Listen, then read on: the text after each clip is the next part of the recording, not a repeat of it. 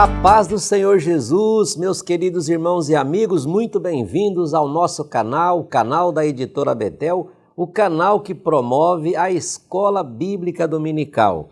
Eu sou o pastor Luiz Prates, já estou aqui reunido com os meus amigos, pastor Marcos Santana e pastor William Barros.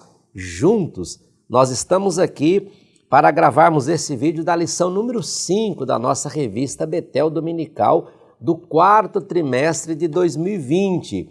A lição de hoje tem por título Mente, Vontade e Emoções Restauradas pelo Senhor. Lembrando que essa revista ela é comentada pelo pastor Isaqueu Mendes de Freitas, que é o pastor presidente da Assembleia de Deus, Ministério de Madureira, na cidade de Andradas, Minas Gerais. E para esta lição, ele deixou para nós os seguintes objetivos. Primeiro, conhecer as 3 áreas da alma. Segundo, ensinar sobre a liberdade de escolha. E terceiro, falar sobre as emoções e sua vulnerabilidade. E o texto bíblico que ele utilizou para desenvolver esta lição está em Filipenses 4, versículos 6, 7, 8 e 9. Muito importante que você tenha a revista em mãos para esse estudo, que você tenha a Bíblia Sagrada, que você tenha o nosso plano de aula sugerido, uma caneta, porque vai começar agora a nossa escola bíblica. Vai começar agora o nosso momento tão esperado. E eu já agradeço você que se inscreveu. Ah, não se inscreveu ainda? Então dá uma paradinha agora, se inscreva, clique aí no botão inscrever-se. Aí tem um outro botãozinho aí, acione o sininho. Assim, sempre que um novo vídeo for postado, você vai receber uma notificação do YouTube. Muito obrigado às pessoas que a cada semana está se inscrevendo, está comentando, compartilhando. Ajuda a gente a fazer esse trabalho, porque isso é para avisar o quê? O crescimento da escola dominical. Esse vídeo e esse trabalho tem essa proposta. Então, nosso muito obrigado. Lembrando a você, professor, que é importante as leituras semanais, que você faça as leituras semanais, é muito importante. Ah, outra coisa, eu quero agradecer às centenas de pessoas que nem evangélicos são, não professam a mesma fé evangélica, são cristãos, pessoas abençoadas por Deus, mas não seguem uma igreja evangélica. Às vezes, muitos nem conhecem, nunca participaram de uma escola dominical, mas estão conosco. Quero mandar aqui um abraço para o Luciano, lá da Inglaterra, lá de Londres. Ô, Luciano, que honra ter você e a sua família nos acompanhando. E as outras pessoas que nos ajudam, né, que nos assistem, que mandam seus comentários, é exemplo do Alexandre, da doutora Regina, e de tantos outros que estão acompanhando, estão sendo abençoados com esse trabalho. A você, nosso muito obrigado. A você, professor, a você, aluno, a você, pastor, a você, olha, muito obrigado. Ah, lembrando outra coisa, este vídeo não tem por propósito substituir a aula presencial. Não, isso é para aqueles que estão impossibilitados de ir à igreja. Mas se você tem a condição de ir, se há liberdade, se a sua igreja está aberta e você tem essa possibilidade, vá a uma escola dominical, pergunte, se informe qual é o horário. Se você não é da nossa denominação, pergunte. Se você já é, se esforce para ir, porque nenhum trabalho substitui uma aula presencial. Então a nossa palavra é esta.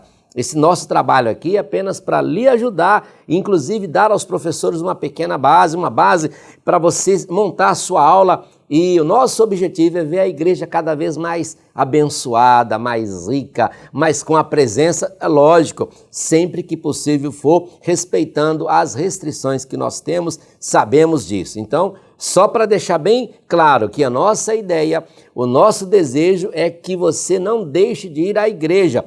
Lembrando, sempre que possível e estando em condições, ok? Eu já vou agora dar as boas-vindas ao pastor Marcos. Seja bem-vindo, pastor Marcos Santana. Amém. A paz do Senhor, pastor Prates, a paz do Senhor, pastor William, a paz do Senhor a todos os irmãos que estão conosco nesse momento para juntos estudarmos a lição de número 5, cujo texto áureo diz: pelo que não sejais insensatos, mas entendei qual seja a vontade do Senhor. Efésios, capítulo 5, versículo 17. Muito bem, muito obrigado, pastor Marcos Santana. Muito bem-vindo, pastor William Barros. Seja bem-vindo à nossa mesa aqui. Pastor Prates, Pastor Marcos, a todos vocês que estão conosco, participando de mais uma aula e aproveitando para conhecermos também a verdade aplicada. Devemos buscar a Deus em todas as nossas decisões para saber qual é a sua vontade e assim trilhar por esta. Maravilha! Então vamos orar para começar já. Nosso pedido de oração de hoje é: ore para que sejam aclaradas as áreas de sua alma a serem curadas. Então vamos fazer essa oração e nesse momento com o pastor William Barros. Oremos, queridos. Senhor Jesus, te agradecemos por mais esta oportunidade, por mais esta aula de poder tocar em corações e abençoar vidas. Que essa aula possa, ó Deus, levar muitos a viver uma grande e nova experiência com Deus, a partir de tua palavra, a partir dos ensinos, ó Pai, da tua santa palavra. É a nossa oração, é a nossa fé, é o que confiamos. Em nome de Jesus, amém.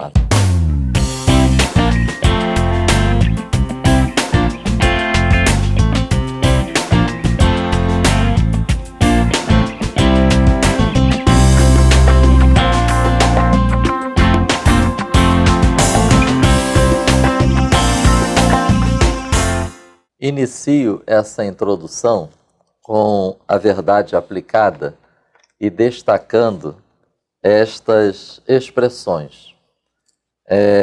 Devemos buscar a Deus em todas as nossas decisões.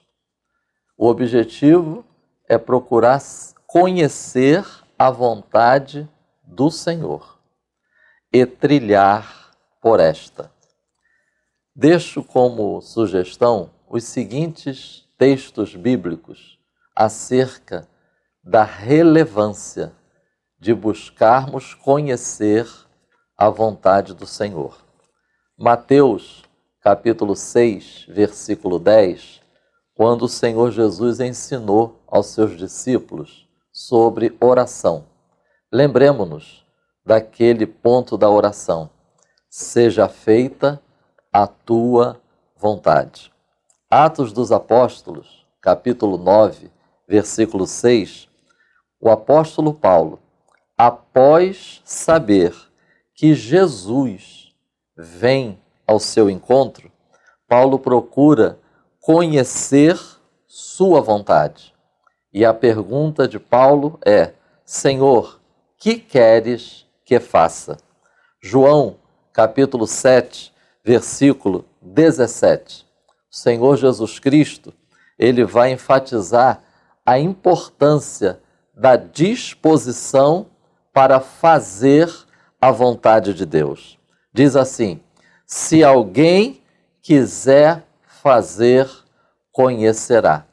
Notemos, quando nos aproximamos do Senhor para buscar conhecer a sua vontade, precisamos nos aproximar com disposição para cumpri-la. Isaías, capítulo 29, versículo 13. Acho muito interessante esse versículo para a lição de hoje, porque o povo se aproxima, diz o Senhor. De boca e lábios, o Senhor diz, me honra, mas o seu coração se afasta. Notemos que o povo não estava buscando honrar ao Senhor em todo o seu ser, apenas em parte dele. E em Romanos, capítulo 12, versículo 2, quando nos diz a relevância da transformação pela mudança da mente. Então, esses textos, eles incluem todo o ser do ser humano envolvido nessa busca, nesse interesse em conhecer e viver a vontade do Senhor. Por que precisamos de restauração de mente, vontade e emoções? Eu acredito que Mateus, capítulo 22, versículos 37 a 40, e um texto paralelo, Marcos, capítulo 12, versículos 30 e 31, são excelentes fundamentos e pilares para responder esta pergunta: por que precisamos de restauração? Pastor Prates, é possível lermos Mateus 22, 37 a 40, que são palavras de Jesus Cristo? E Jesus disse-lhes: amarás o Senhor teu Deus de todo o teu coração e de toda a tua alma e de todo o teu pensamento. Este é o primeiro e grande mandamento. E o segundo, semelhante a este, é: amarás o teu próximo como a ti mesmo. Desses dois mandamentos dependem toda a lei e os profetas. Notemos que o Senhor Jesus, ele utilizou essas expressões: todo coração, toda alma, todo pensamento. E o evangelista Marcos acrescentou no seu registro, né? Todas as tuas forças. Então, amar a Deus com a totalidade do ser.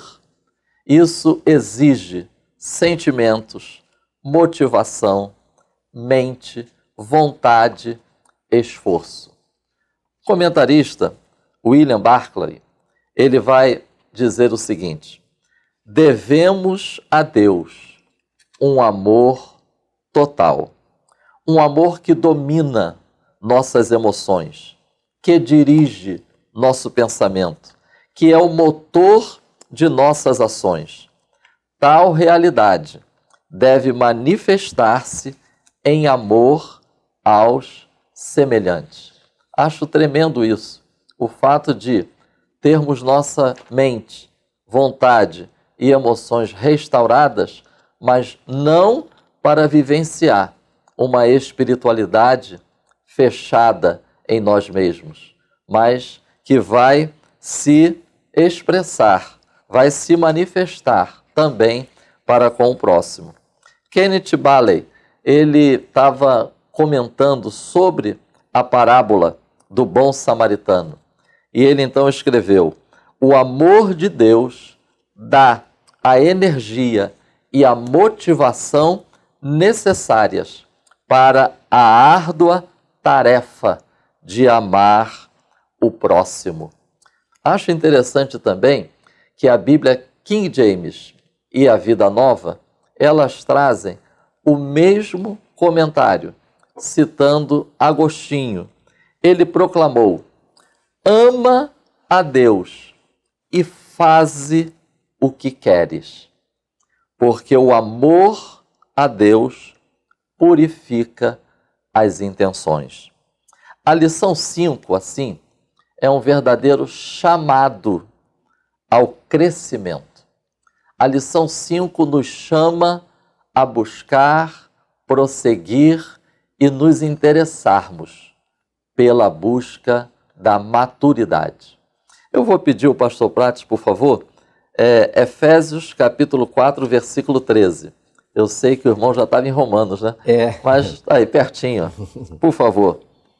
Efésios 4, 13. Até que todos cheguemos à unidade da fé e ao conhecimento do Filho de Deus, a varão perfeito, à medida da estatura completa de Cristo. Eu acho esse versículo muito pertinente para essa lição de número 5, considerando que esse texto vai mostrar que cada membro do corpo de Cristo deve buscar, se interessar, ser preenchido de tudo o que Ele, o Senhor, possa nos comunicar. Tendo visto isso, é preciso retornarmos, e eu tenho sido bastante repetitivo ao longo desse trimestre, aos fundamentos ou pilares que devem nortear-nos no estudo desse trimestre. E eu quero aqui trazer algo que já foi enfatizado, estudado na lição 1, mas considerando outros aspectos. O fato de nós termos sido criados à imagem e semelhança de Deus, considerando que a lição fala de mente, vontade, emoções. Lembremos-nos. E eu quero dizer que eu estudei também essa lição utilizando uma fonte que eu deixo aqui como sugestão. É o livro Como Compreender as Pessoas, de Larry Crabb. Não sei se é essa a pronúncia, mas com certeza o Alex vai colocar esse nome aí para todos verificarem. E ele lá vai enfatizar essa imagem e semelhança de Deus em nós. Nós temos anseios profundos, como Deus também tem. Esse é o aspecto de sermos um ser pessoal.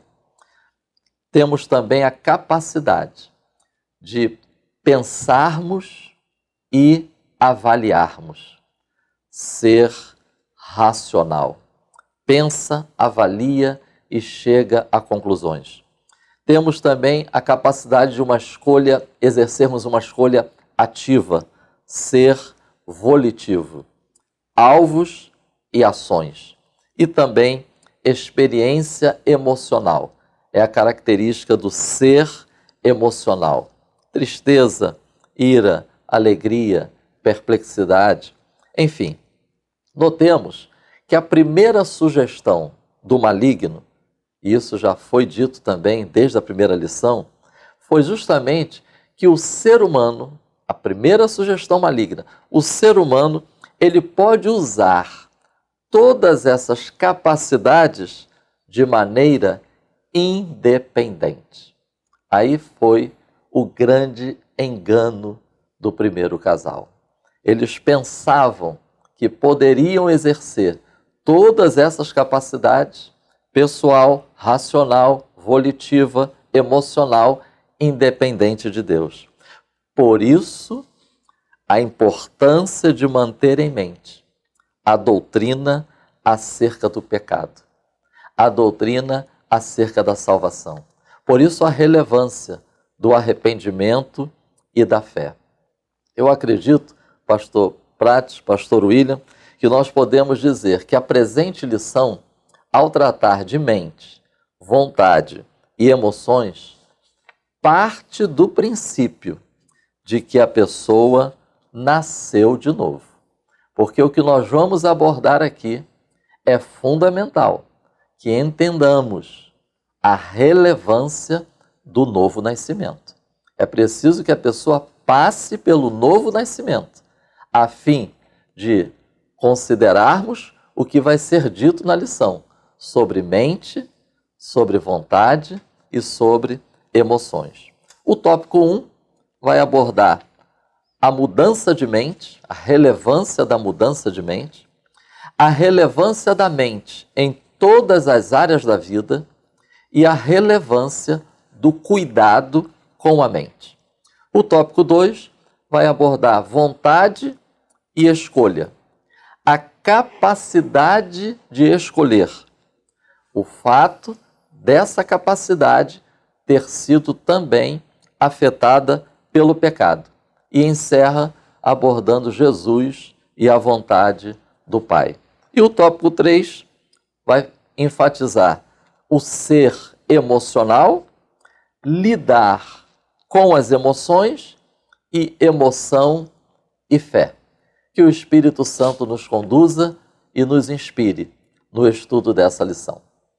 Muito bem, pastor Marcos Santana, muitíssimo obrigado. Vamos então ao ponto 1, pastor William Barros, as 3 áreas da alma. Muito bem, meus queridos irmãos, iniciando a aula de hoje, a gente inevitavelmente precisamos voltar à lição passada. Na lição passada tivemos uma visão panorâmica da personalidade. Nós vimos numa visão de cima, de longe, a personalidade. Nós vimos que os elementos que compõem a personalidade é a inteligência, a vontade e a emoção. Na lição de hoje, nós vamos descer por térreo. Nós vamos passo a passo palmilhar aí nos elementos da personalidade. A inteligência, nós vamos olhar no tópico primeiro para a mente, para a vontade, logo em seguida e finalmente para as emoções. Ou seja, a aula de hoje, a lição de hoje é o homem reencontrando nas entranhas do seu ser a oportunidade de ser iluminado pela palavra de Deus e ter uma transformação total e completa. Nós vimos, por exemplo, na lição passada sobre personalidade, a nível de fazer uma ligação com o que já aprendemos, com o que vamos aprender agora, nós vimos, por exemplo, que a personalidade ela é construída, ou seja, ela não é rígida, ela vai ser gradativamente transformada, modelada, ou seja, uma pessoa não é de forma determinada, fatalistamente, o que ela foi formada na sua infância. Essa é uma crença errada que muitas pessoas têm. É por isso que pessoas podem mudar mesmo adultos. É por isso que pessoas podem ser transformadas. A palavra de Deus, ela muda pessoas de verdade e não apenas maqueia coisas que estão ocultas, escondidas e que o evangelho não tem o poder de agir ou tocar. Esse é um ponto que todos precisam entender e precisa ficar claro. O evangelho é o poder de Deus para a transformação de todo aquele que crê. A personalidade, a partir disso, quando a gente consegue entender esses pontos, nós vamos ver que existem alguns elementos que são fundamentais. A genética, ou seja, muito do que a pessoa tem é aquilo que veio na genética, no seu nascimento, aquilo que está entranhado nela, nos genes.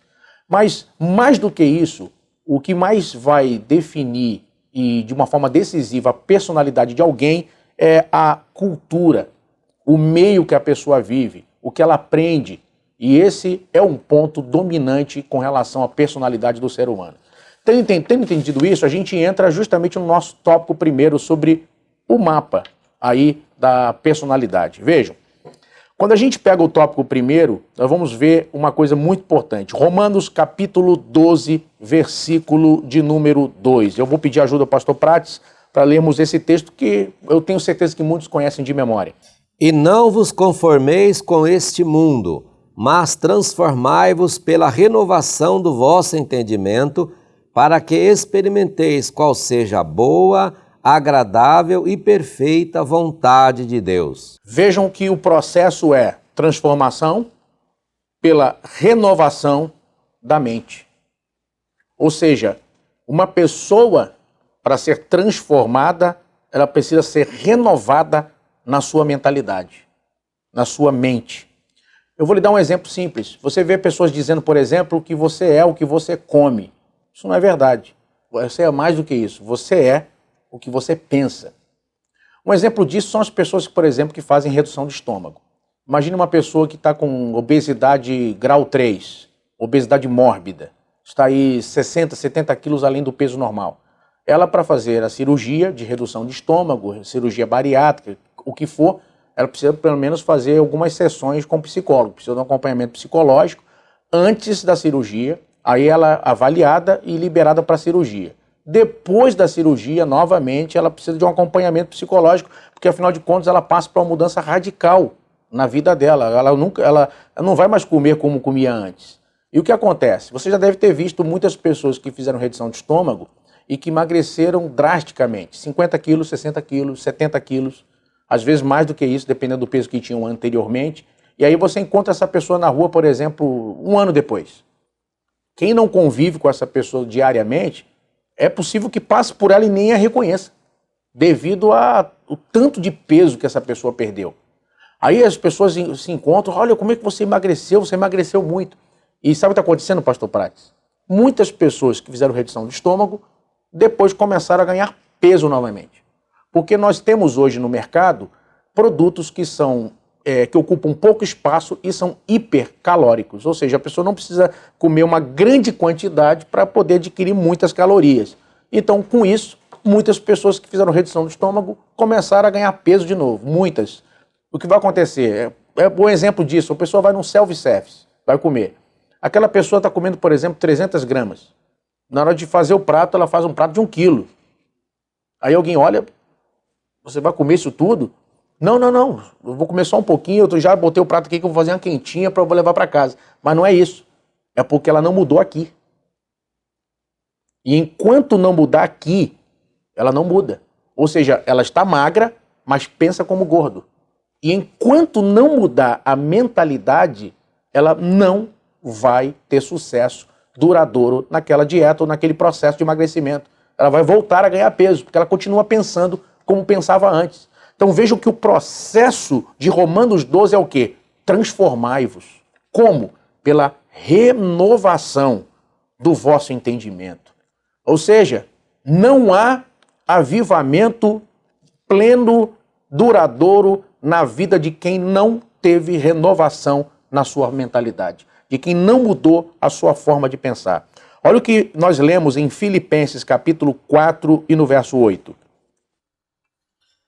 Quanto ao mais, irmãos, tudo que é verdadeiro, tudo que é honesto, tudo que é justo, tudo que é puro, tudo que é amável, tudo que é de boa fama, se há alguma virtude, se há algum louvor, nisso pensai. Olha o padrão bíblico para uma mudança de mentalidade. Quer dizer, a gente precisa pensar a partir da palavra de Deus. A gente precisa pensar a partir daquilo que edifica.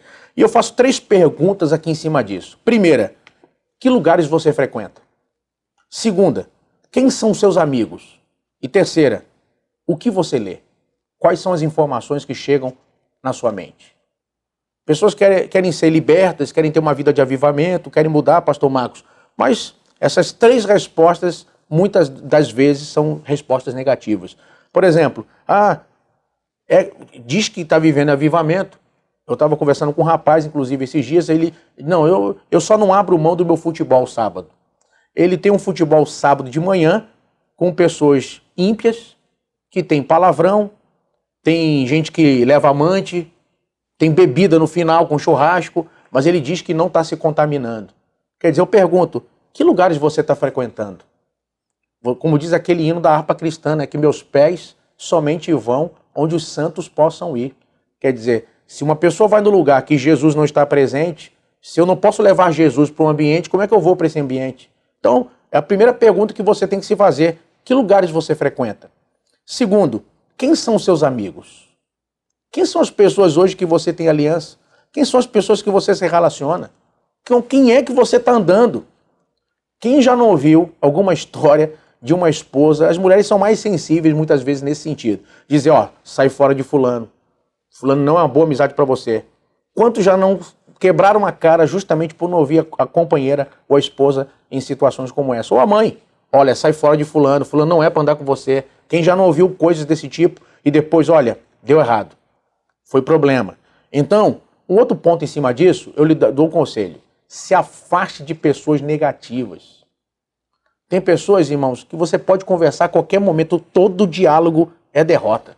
É coisa ruim, é falando mal dos outros, é criticando. Sabe, irmão, se afaste de gente negativa. Ore por elas, ajude elas a mudar, mas não pode permitir que elas sejam uma influência sobre a sua vida. E terceiro, o que você lê? A gente está vivendo um tempo hoje de gente que é crente e que tem a prática, por exemplo, de ver o horóscopo todo dia, saber, tem signo. Outro dia o irmão perguntou para mim, qual é o teu signo?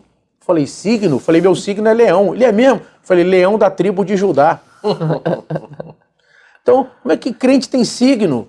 Como é que crente está buscando esse tipo de coisa? Quer dizer, o que está enchendo a tua mente? Não lê um livro. Pastor Marcos sugeriu aqui um livro, Como Compreender as Pessoas. Aí não, está lendo Twitter, Facebook, está vendo seriado. Quer dizer, a mente está sendo preenchida por tudo que não edifica. É cristão há muito tempo, nunca leu a Bíblia toda. Não gosto de ler a Bíblia assim, não. Eu leio um dia um texto, outro texto. Gente que pegou, por exemplo, o livro de Salmos para ler, tem 2 anos que está no livro de Salmos, nunca terminou o livro de Salmos. Não, eu sou empresário, eu só leio provérbios. Cada dia eu leio um provérbio para ter sabedoria. Quer dizer, deixou de ler a Bíblia para ser como crente, ler a Bíblia como empresário para ter sabedoria nos negócios. Quer dizer, que isso? Então, responda essas 3 perguntas para você mesmo. O que você lê?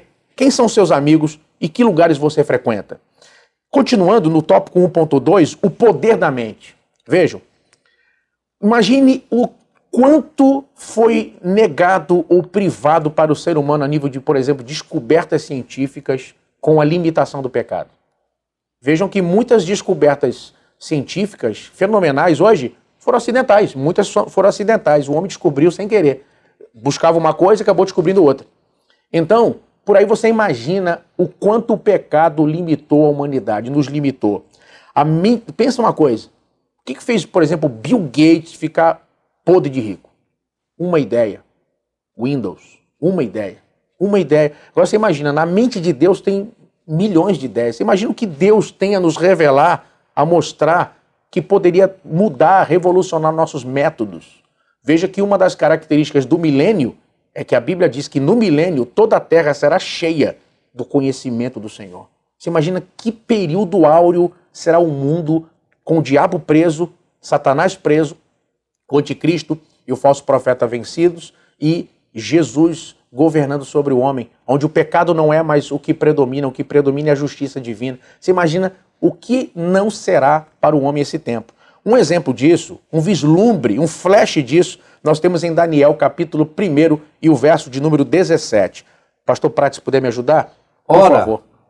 A estes 4 mancebos Deus deu o conhecimento e a inteligência em todas as letras e sabedoria, mas a Daniel deu entendimento em toda visão e sonhos. Vejam bem, olha o que a Bíblia mostra para nós.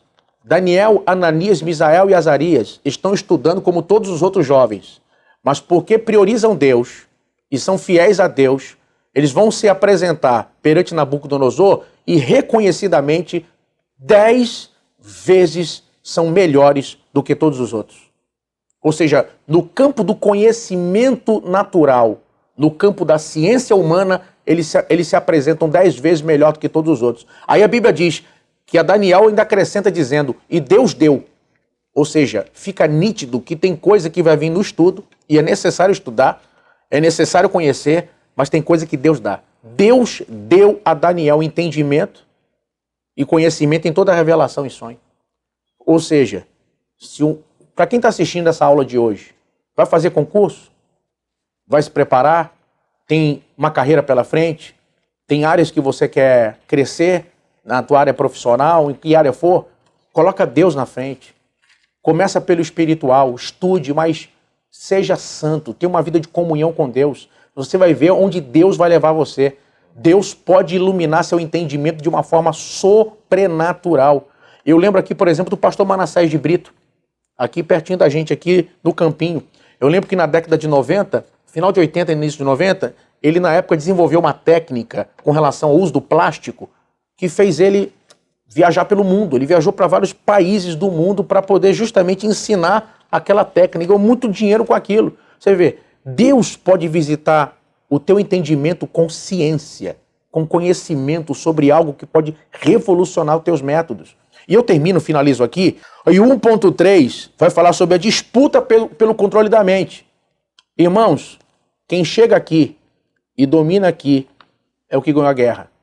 O nosso maior campo de batalha hoje, junto com o espiritual, pastores, é o ideológico. É o ideológico. A gente precisa estar preparado para lidar com essa situação e tem uma coisa em cima disso muito séria, que é o quê? É um alerta muito importante para o que está acontecendo agora.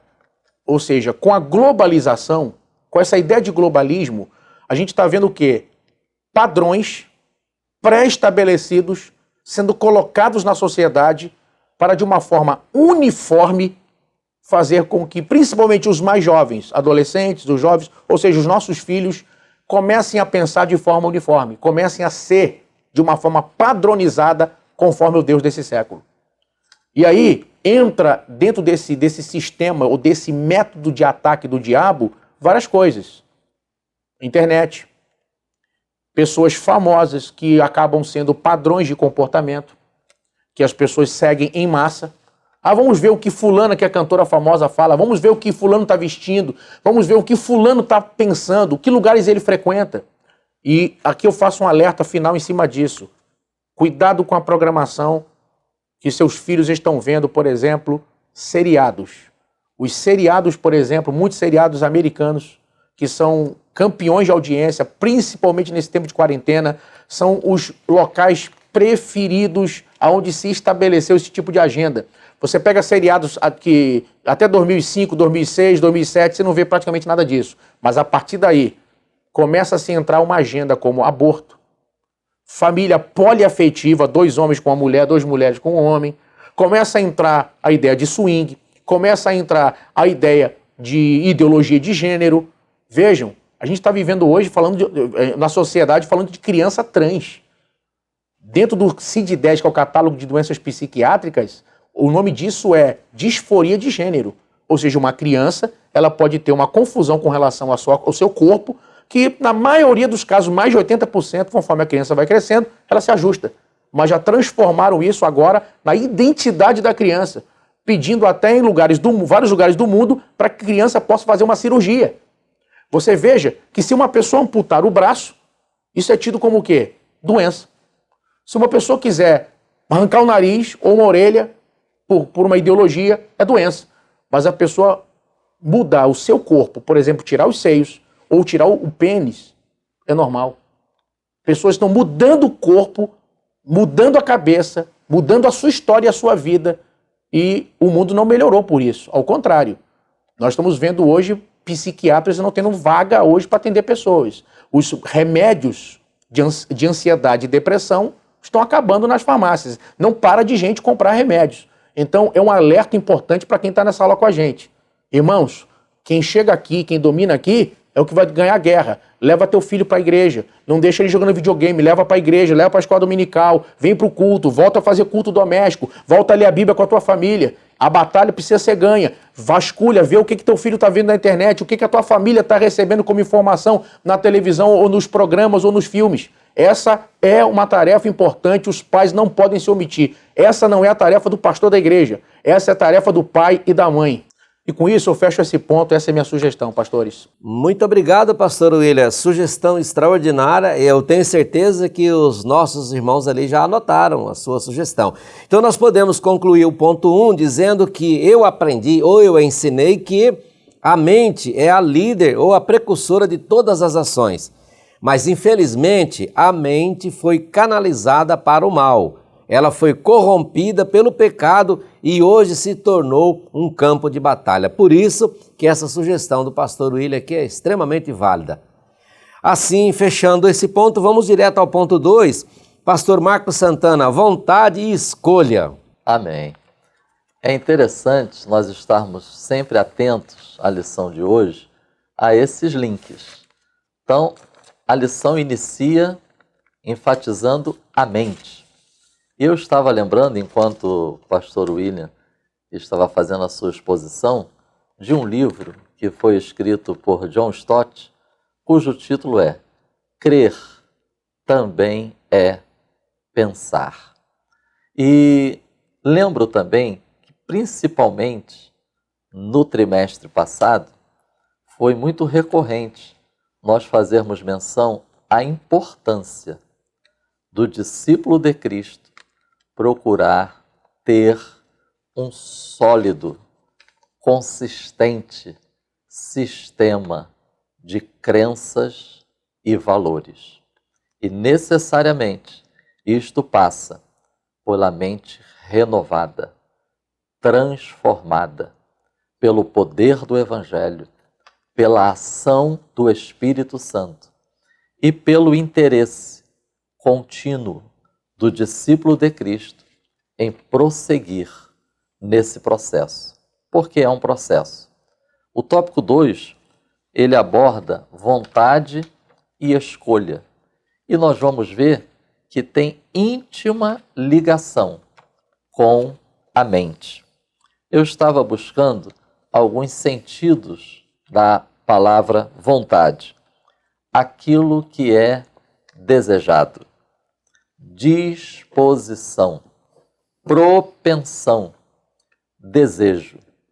Orton, na sua teologia sistemática, sob uma perspectiva pentecostal, ele escreveu: ato da mente que se dirige a uma escolha livre.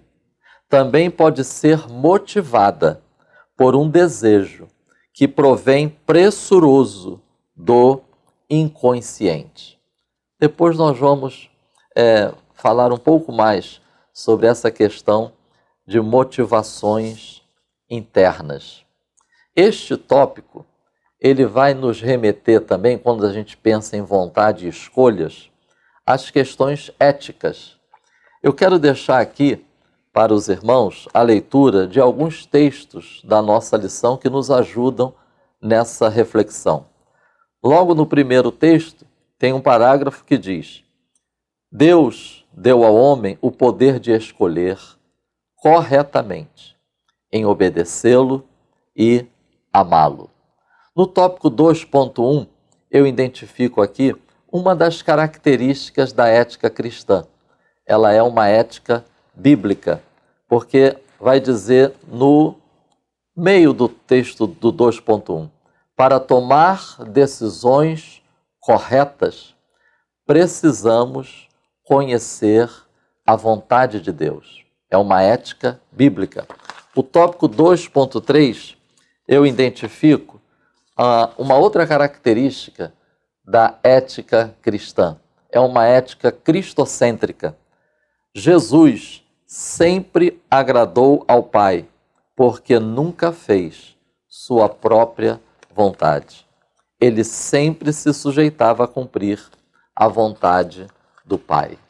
Sendo assim, eu vou pedir ao Alex para colocar na tela uma figura que eu peguei na internet, mas que é bastante útil nessa reflexão sobre vontade e escolha. Essa figura representa uma pessoa que está num caminho e, de repente, diante dela, nós vemos 3 direções que essa pessoa pode tomar.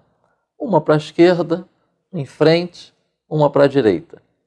É possível que, ao vermos essa figura, a gente a gente pode se colocar no lugar dessa pessoa, e nós estamos o tempo todo precisando decidir, precisando escolher.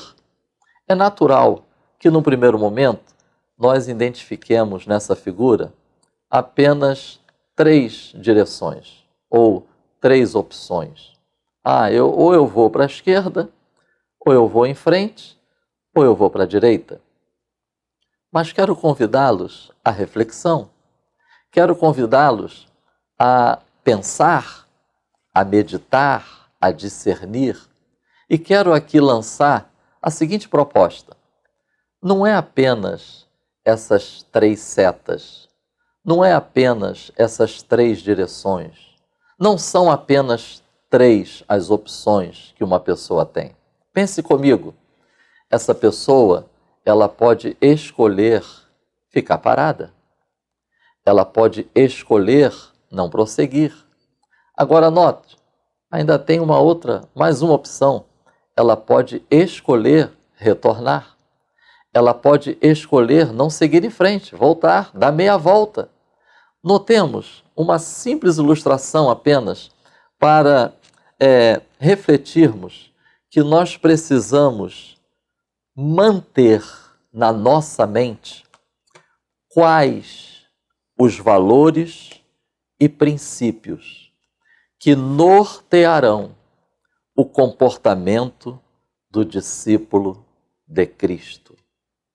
Há momentos em que o discípulo de Cristo, ele precisa parar. Há momentos em que o discípulo de Cristo precisa voltar atrás, porque pela palavra, pelo Espírito, ele viu que tomou decisões equivocadas, não significa que precisa continuar assim. Deixo aqui como sugestão essas 3 perguntas. O que quero? O que posso? O que devo? Nem sempre o que quero eu posso. Nem sempre o que posso eu devo. Nem sempre o que devo eu quero. Nós precisamos estar atentos quanto ao nosso sistema de crenças e valores. Cuidado com a tendência de romper com a ética dos valores bíblicos e cristãos e ir para o campo da ética das circunstâncias.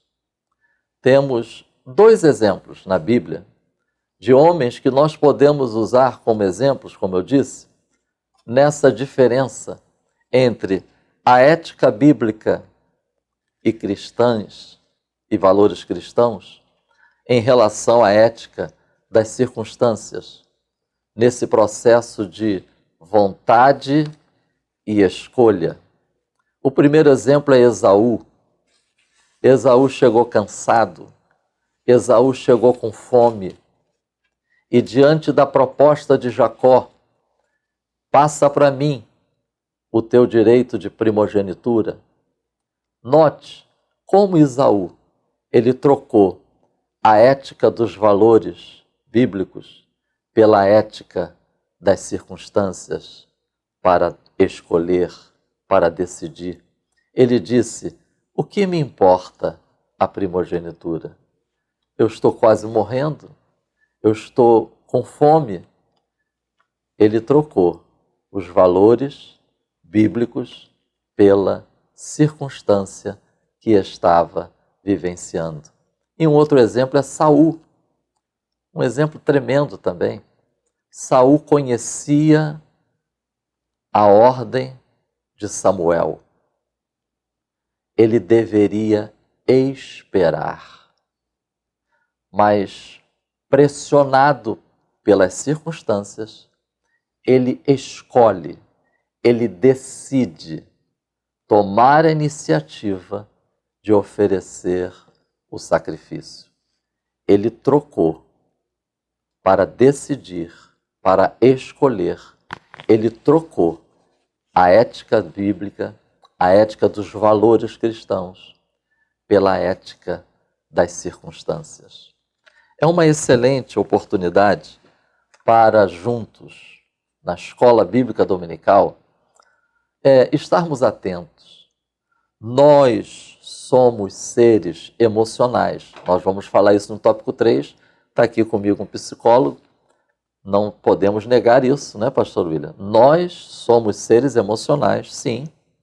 Nós temos anseios, sim.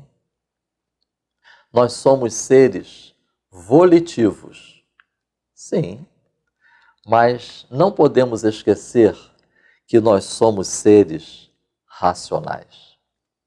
Então não é só emoção, não é só a capacidade de querer, escolher, não são apenas os nossos anseios mais profundos que devem nortear-nos, dominar-nos, porque nós também somos seres racionais. E detalhe, e fomos afetados pelo pecado.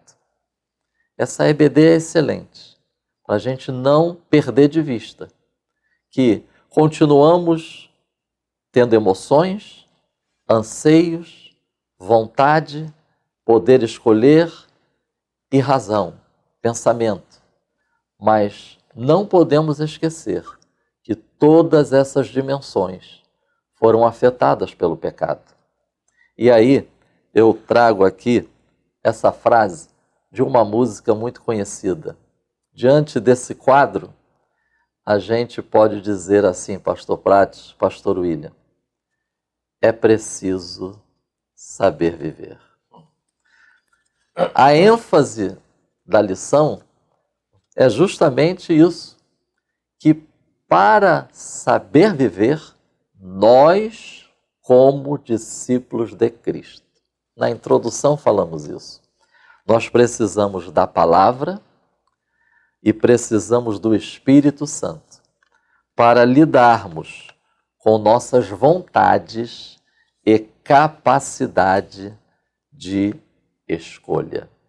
Afinal, pastores, nós somos responsáveis por nossas escolhas. É certo que muitos elementos podem influenciar, mas nós somos responsáveis. E eu volto a falar aqui da minha experiência pastoral em atendimento a muitos irmãos. É muito interessante, porque não são poucos aqueles que têm dificuldades em discernir a sua responsabilidade pessoal nas suas escolhas. É impressionante como a ética das circunstâncias tem norteado muitos irmãos e às vezes sem saber que estão trocando os valores bíblicos e cristãos pelas circunstâncias. Então tenhamos em mente esses três aspectos. A realidade da escolha, isso é real, fomos criados com essa capacidade, mas tenhamos em mente também que por causa do pecado houve uma perda do senso de escolha. E aí entra a questão, né? Aquelas famosas perguntas, pastor William, pastor Prates. Eu tenho de fazer ou eu escolho fazer? E por isso a importância da restauração da escolha. E por que precisamos pensar nisso, irmãos? É possível, pastor Prates, lermos 1 aos Coríntios, capítulo 4, versículo 5. Portanto, nada julgueis antes de tempo, até que o Senhor venha, o qual também trará à luz as coisas ocultas das trevas e manifestará os desígnios dos corações. E então cada um receberá de Deus o louvor. Há impulsos volicionais ocultos nas profundezas mais íntimas. E atenção, nem sempre conscientes. Por isso quero deixar como sugestão para os nossos irmãos, façamos nossa a oração do salmista no Salmo 139. Sonda-me, ó Deus, e vê se há em mim algum caminho mau, e guia-me pelo caminho eterno.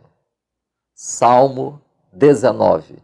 Expurga-me dos erros que me são ocultos. Notemos que nem nós conseguimos perceber e identificar a plenitude de nossas motivações. Mas Deus chega aonde a gente não consegue chegar. É possível, pastor Prates, Filipenses, capítulo 2, versículo 13. Porque Deus é o que opera em vós tanto o querer como o efetuar, segundo a sua boa vontade. Notemos que, devido o pecado ter afetado todo o nosso ser, e considerando a relevância da responsabilidade pessoal em nossas escolhas, é possível que no primeiro momento uma pessoa pode ficar demasiadamente preocupada, aflita, angustiada, mas então e agora? Mas esse texto que o pastor Prates acabou de ler é um verdadeiro bálsamo, porque, pastor Prates, nós não estamos entregues a nós mesmos. Aquele que nasceu de novo, aquele que agora está em Cristo e é templo do Espírito Santo, ele conta com a assistência graciosa de Deus. Porque esse texto vai mostrar que o desejar e o realizar são dádivas de Deus. Pastor Prates, podemos ler também 2 Coríntios, capítulo 8, versículos 10 e 11. E nisto dou o meu parecer, pois isto vos convém a vós, que desde o ano passado começastes, e não foi só praticar, mas também querer. Agora, porém, completai também o já começado, para que, assim como houve a prontidão de vontade, haja também o cumprimento segundo o que tendes. Acho interessante esse texto, né? Porque esse texto coloca as duas coisas, né? É o querer e o agir. Só eu cortar, que interessante como a Bíblia tem tudo. Tem tudo. Meu Deus, que lindo. Porque a Bíblia é a palavra de Deus para nós. Amém. Né? E não deixem de ler os versículos anteriores, Porque esse texto está falando de intenção, está falando de desejo, está falando de ação. Ou seja, toda a volição e o comportamento humanos são baseados na obediência a Deus, de acordo com a sua vontade salvífica. É interessante porque os versículos anteriores, Paulo vai mencionar Jesus Cristo. Então, todas estas verdades estão perfeitamente conectadas. Querer, desejar, agir. Vide a relação que existe entre querer e pecar. Eu acho isso interessante. Foi um comentário que eu vi no Dicionário Internacional de Teologia.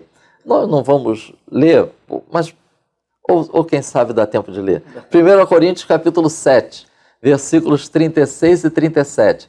Eu quero apenas enfatizar essa relação entre querer e pecar. Paulo chama a atenção da igreja de Corinto justamente quanto a isso. O fato de querer não significa que a gente precise seguir adiante. Nós precisamos estar atentos se o querer está quebrando algum princípio bíblico. Note. Mas, se alguém julga que trata dignamente a sua virgem, se tiver passado a flor da idade e se for necessário, que faça o tal o que quiser. Não peca. Casem-se. Todavia, o que está firme em seu coração, não tendo necessidade, mas com poder sobre a sua própria vontade, se resolveu no seu coração guardar a sua virgem, faz bem. Olha que interessante, porque Paulo fala de vontade, Paulo fala de querer, Paulo fala de pecar, Paulo fala de necessidade. Os irmãos estão notando como a Bíblia é um verdadeiro manual para nós lidarmos com essa capacidade, vontade e escolha. Encerrando, eu não vou ler por conta do tempo, mas os irmãos vão poder ler. Procurem ler depois Filipenses, capítulo 4, versículos 9 a 13. E também Gálatas, capítulo 2, versículo 20. Esse escritor do livro Como Compreender as Pessoas, ele faz, eu achei uma excelente conexão desses dois textos. E ele vai dizer o seguinte, que esses textos demonstram essa restauração da escolha, ou seja, a liberdade de escolher o caminho. Irmãos, em Cristo Jesus, não significa que o discípulo de Cristo sempre vai identificar todas as respostas, as soluções, que ele sempre vai ter uma lâmpada acesa o tempo todo e dizendo é por aqui, pode ir tranquilo, não. Há momentos em que vai ter angústias, aflições, preocupações, mas note esses dois textos sobre a restauração da escolha, a liberdade de escolher o caminho, e ele faz o seguinte comentário: quando a vida ficava confusa e desanimadora, ele reconhecia a liberdade interior de continuar se movendo na direção de Deus. A coragem de continuar quando nada faz sentido, exceto a perspectiva de conhecer a Deus, define um alto nível de maturidade. Lembremos-nos, isso é um processo. Como nós lemos no início, Efésios 4:13, nós estamos no processo. Não desanime, nós estamos no processo. Não desista, Deus ainda não terminou, nós estamos no processo. Que o Espírito Santo e a Palavra de Deus continuem nos ajudando. Amém. Amém. Muitíssimo obrigado, pastor Marcos Santana. Então nós concluímos aqui o ponto 2. Podemos afirmar que a vida de uma pessoa, ela é consequência de suas escolhas. Porém, muitos têm uma vida marcada pela indecisão, infelizmente, né? Por isso, nosso exemplo é Jesus, que sempre agradou o Pai e cumpriu a sua vontade. Tendo Jesus como nosso exemplo, como nosso maior exemplo, como nosso único exemplo, que não tem nada que se questionar, não vai dar nada errado nas nossas escolhas, Amém. nas nossas decisões. E assim, fechando, pastor William Barros, vamos direto ao ponto 3, emoções expressando os sentimentos. Aleluia. Emoções expressando os sentimentos. Na lição 3, nós vimos que o ser humano funciona num processo tríplice: pensamento, emoção e comportamento. Então, a partir dessa ideia, a partir desse princípio, nós entendemos que a emoção é uma reação ao pensamento. As emoções não estão soltas dentro do ser humano. Elas são uma resposta, uma reação ao que a pessoa pensa. E aí a gente volta ao tópico primeiro e percebe como é importante, então, nesse caso, ter a mente de Cristo, ter uma mente sadia, estar sendo alimentado em sua mente de coisas boas. E a partir disso, suas emoções também serão tratadas. Porque, sendo a alma a sede das emoções, o propósito divino é também tratar as nossas emoções, tratar a partir da nossa alma também as nossas emoções. E nós vemos isso em 1 Tessalonicenses, capítulo 5, e o verso de número 23. E o mesmo Deus de paz vos santifique em tudo, e todo o vosso espírito e alma e corpo sejam plenamente conservados irrepreensíveis para a vinda de nosso Senhor Jesus Cristo. Obrigado, pastor Prates. Com esse texto fica nítido para nós que o objetivo de Deus é tratar o homem de forma plena, completa.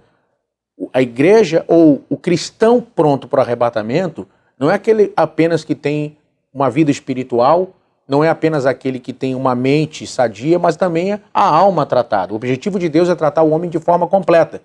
Em lições anteriores nós vimos isso, por exemplo, no exemplo do tabernáculo, quando Deus vai tratar o homem em 3 níveis. Pátio, Deus tratando o corpo; santo, Deus tratando a alma; e santíssimo, Deus tratando o espírito. O objetivo de Deus é que você seja plenamente sadio, tocado, abençoado. Como disse o pastor Marcos há pouco, nesse processo contínuo, gradativo, lidando com as coisas que acontecem eventualmente, com os novos problemas, com as situações novas e com os problemas antigos. E nós vamos ver isso justamente no tópico 3.1, quando vai falar sobre a vulnerabilidade das emoções.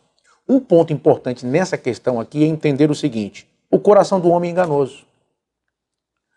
O ser humano pode se enganar em seus julgamentos e, a partir disso, viver em sofrimento.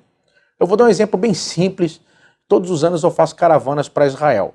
Tem uma senhora que ia conosco e ela, aproximando-se da viagem, faltava questão de 3 meses para a viagem, ela me ligou, chorando, disse que tinha tido um sonho e que ia para Israel no sonho e virava prostituta em Israel. Então, a partir disso, ela disse que era um aviso divino para que não fosse. E ela cancelou a viagem. Não foi. Era uma senhora de 62 anos. Desistiu da viagem, disse que era um aviso de Deus e não foi. Passou, nós fomos e voltamos, e tudo ocorreu bem, graças a Deus. E uma pessoa da igreja dela soube, e ela foi com a gente. E aí comentou com o pastor, e os pastores chamaram ela para conversar.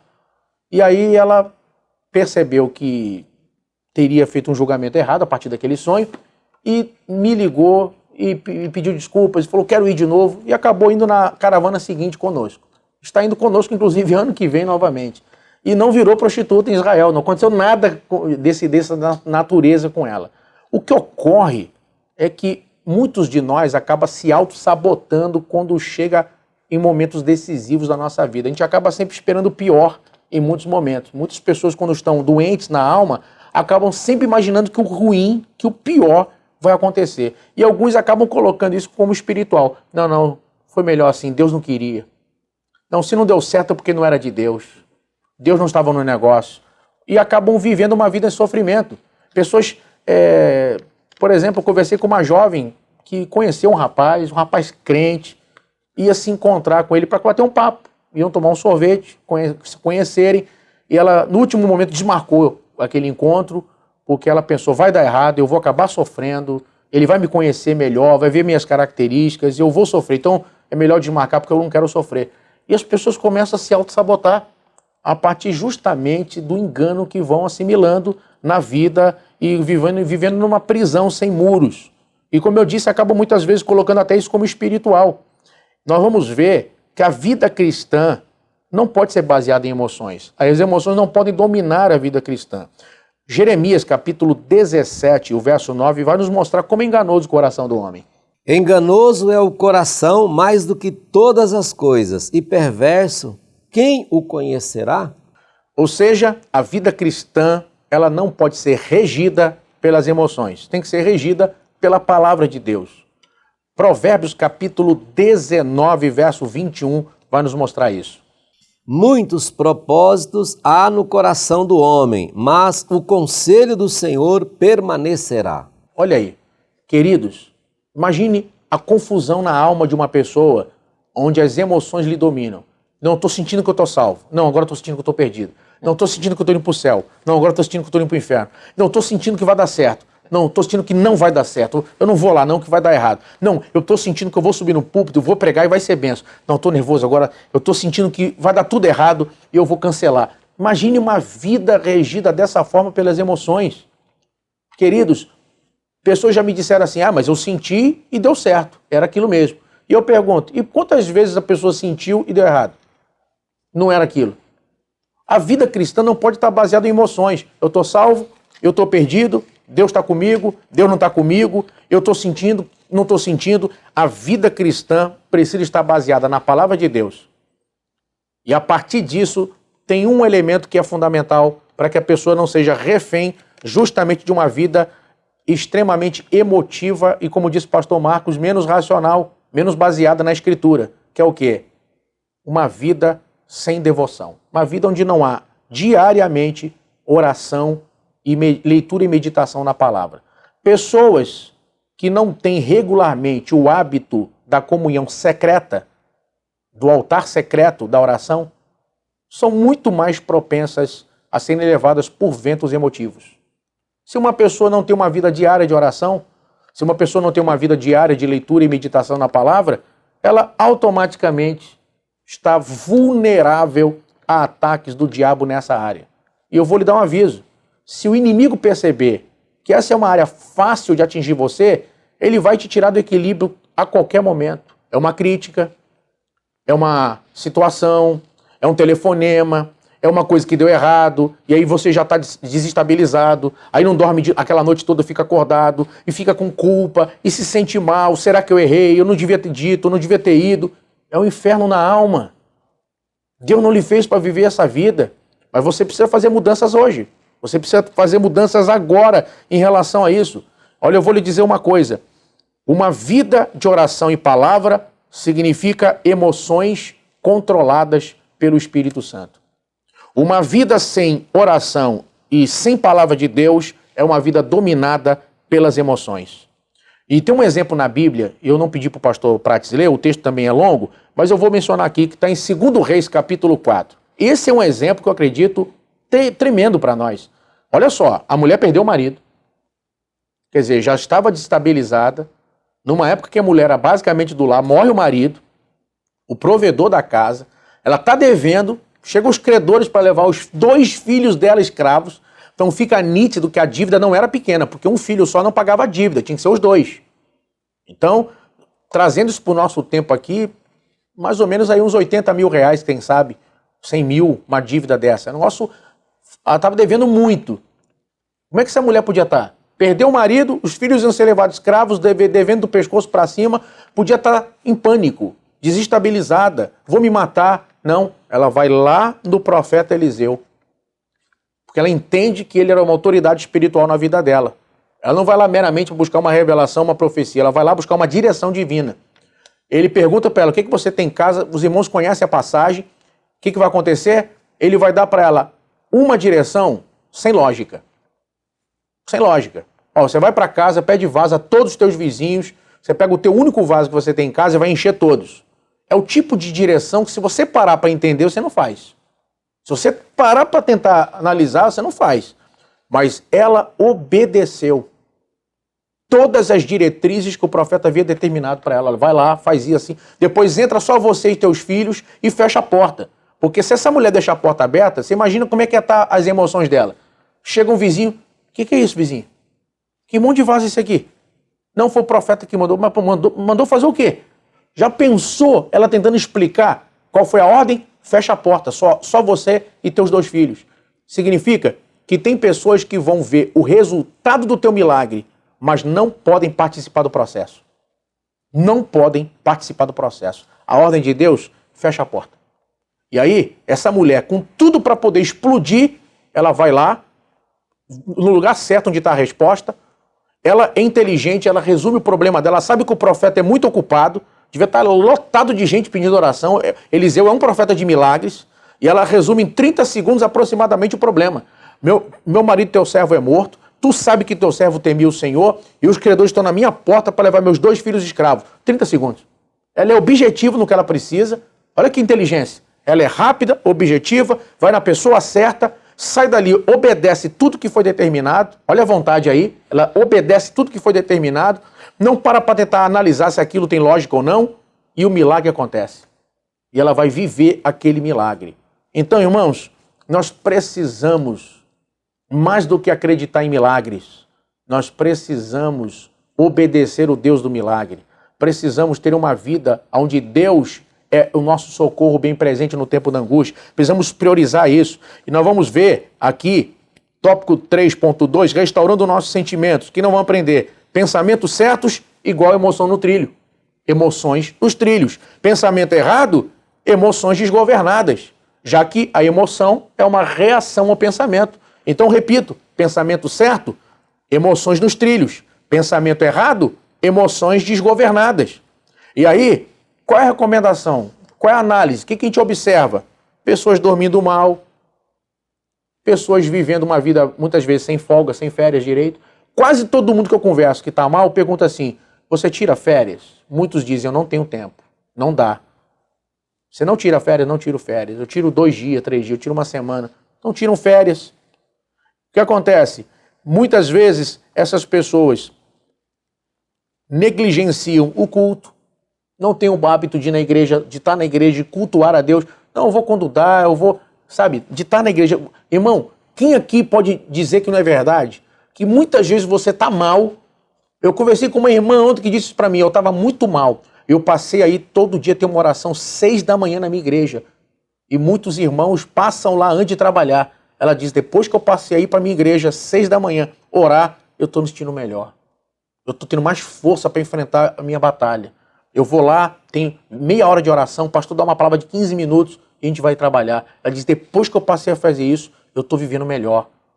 Então, as pessoas querem viver melhor com pensamento positivo, com princípios de psicanálise, psicologia, técnicas de coach, e não vai vencer desse jeito. Você está lidando contra demônio. Você está lidando contra o reino das trevas. Eles não saem com pensamento positivo nem frase de efeito. Eles só saem com poder e autoridade do Espírito. E eu termino dizendo para você o seguinte, olha só, ou você muda, nesse caso, os seus hábitos que estão lhe matando ou lhe levando à derrota, ou você vai sucumbir. Você tem que tomar uma decisão agora enquanto assiste essa aula. Não está bem? Está sofrendo? Você tem que agir agora. Não pode continuar apanhando. Tem que agir agora nesse momento. E eu termino dizendo uma coisa para você. O tópico 3.3 vai dizer, andemos por fé e não por sentimento. Pedro andou por fé. Andou sobre as águas. No momento que andou pelos sentimentos, afundou. Andar pelos sentimentos, afunda. Andar pela fé, sobrenatural. Deus abençoe vocês e que possamos viver a partir da palavra de Deus. Amém. Muito obrigado, pastor William Barros. Pastor Marcos Santana, suas considerações e conclusão? Uma contribuição nesse tópico 3.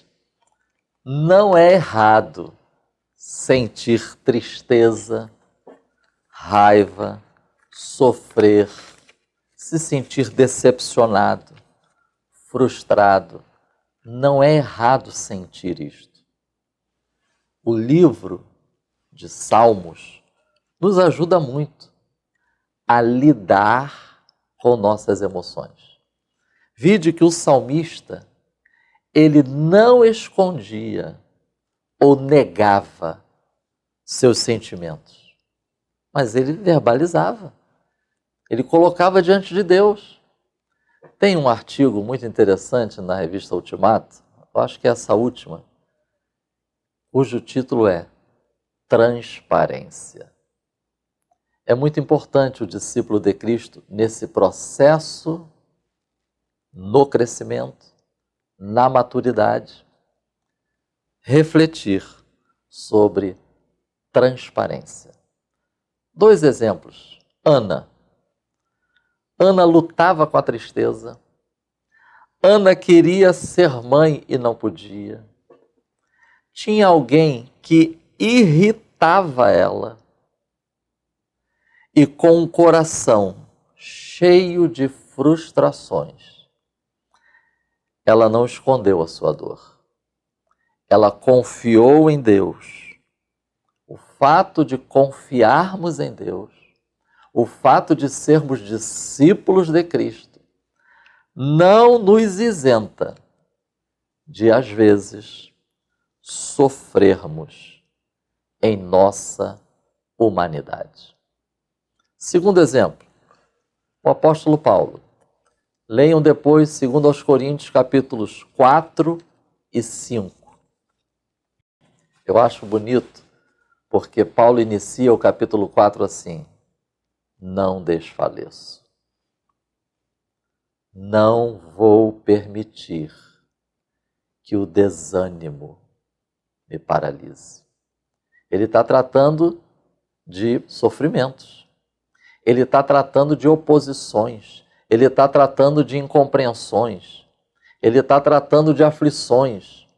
Mas ele inicia dizendo: não desfaleço, não desanimo.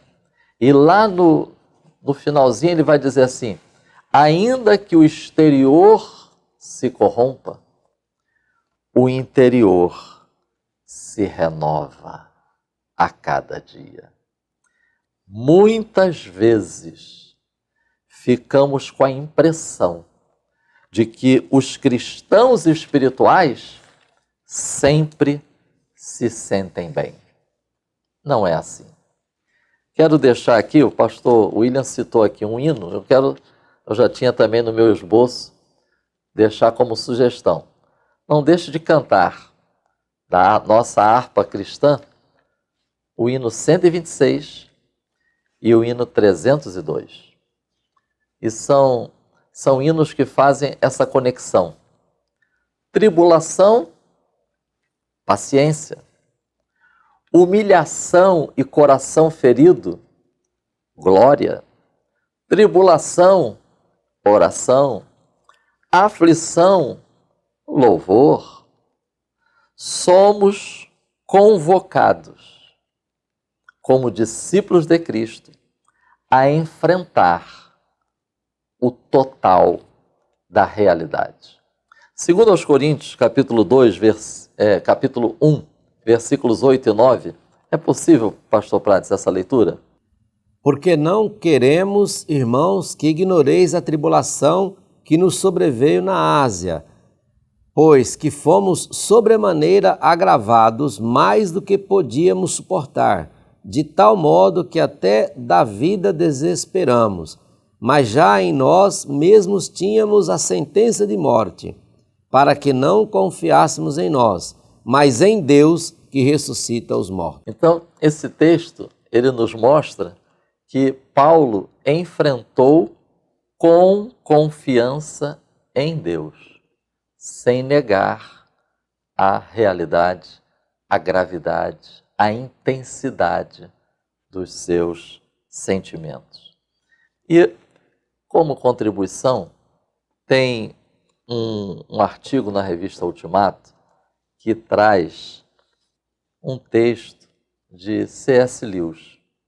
No seu livro Cristianismo Puro e Simples, ele vai abordar a questão de fé e emoções, que eu achei muito pertinente para compartilhar com os irmãos.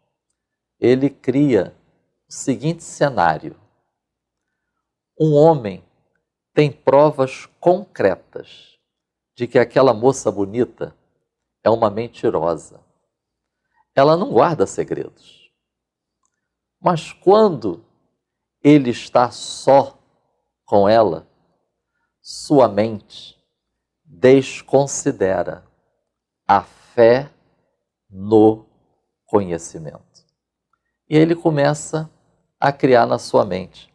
Quem sabe desta vez ela vai agir diferente. E aí compartilha com ela alguns segredos. E não podia ser diferente, se decepcionou. Ou seja, seus sentimentos e emoções destruíram-lhe a fé em algo que ele sabia ser verdadeiro. O problema não está entre fé e razão como meio para compreender a verdade. Mas o escritor conclui: mas como respondemos a essa verdade emocionalmente? É preciso saber viver. E saber viver é preciso saber lidar também com nossas emoções. Mas lembremos-nos, não estamos entregues a nós mesmos nesse processo. Temos a palavra de Deus e temos o Espírito Santo. Que Deus nos ajude a prosseguirmos até a estatura de varão perfeito em Cristo, para a glória de Deus. Amém. Muito obrigado, pastor Marcos Santana. Então agora nós fechamos o terceiro tópico e assim nós concluímos a lição de número 5, dizendo que Deus não quer que sufoquemos nossas emoções, mas também não quer que caminhemos por ela. Por isso, nossas emoções precisam ser restauradas. E assim nós terminamos a nossa lição de hoje. Muito obrigado você que chegou até aqui. Querendo Deus, semana que vem nós estaremos de volta aqui para o estudo da lição número 6, para o vídeo da sexta lição, programada para o dia 8 de novembro de 2020. A importância do cuidado com a espiritualidade e as emoções. Meus amigos, vamos orar então? Pastor Marcos Santana. Amém. Qual a oração? Permitiria só fazer um anúncio? Claro, muito rapidinho. Anúncio, pois não? Dia 3 de novembro, terça-feira, nós vamos estar na sede da Assembleia de Deus do Ministério de Madureira, em Campo dos Goitacazes, com o querido pastor Paulo Areias. Você da região, vem para lá, vamos para lá, todos lá, terça-feira à noite. Aí está o convite do pastor William. Eu, se morasse aí próximo e não tendo nada que justifique não estar presente, com certeza me esforçaria para ir, porque o pastor William realmente é uma bênção e ele vai contribuir muito nessa ida lá. Pastor Marcos, vamos orar? Vamos lá. Pai Celestial, graças te damos pela oportunidade de estarmos estudando a Tua Palavra. Pedimos que o Teu Espírito Santo continue nos conduzindo, nos inspirando, nos esclarecendo. Abra, Senhor, a cada dia o nosso entendimento para compreender a Tua Palavra. E ajuda-nos nesse processo de crescimento, de amadurecimento, que o Senhor continue abençoando-nos em lidarmos com nossa mente, nossa vontade, nossa emoção, que tudo seja para a edificação da igreja e a glória do Teu nome. Em nome de Jesus. Amém. Editora Betel, edificando a casa de Deus.